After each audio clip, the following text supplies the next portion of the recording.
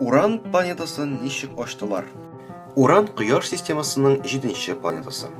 Зурлыгы буенча ул системабызда 3-нче урынны алып тора. Ләкин аның барлыгын кешеләр бик озак еллар дәвамында белмәгәннәр һәм Кояш системасында бары 6 гына планета бар дип уйлаганнар. Ә менә 1690 елда аны ялгыш кына күреп алган астрономнар бу йолдыздыр дип теркәп куялар. Ә менә 1781 елның 13 мартында Уильям Хершель дигән яшь астроном ялгыш кына үгез бозау йолдызлыгында бер сәер йолдызны күреп ала.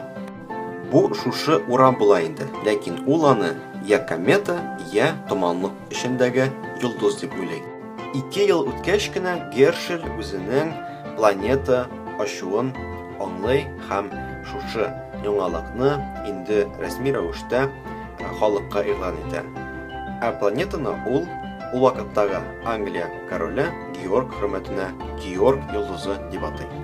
Соңрак уранның иярченнәре дә ачыла, ә инде 19 гасырда аның тагын бер дусты Нептун планетасы барлыгы билгеле була. Уран планетасы һәм аның ачылу тарихы турында күбрәк белергә теләсәгез, гыйлемгә рәхим итегез.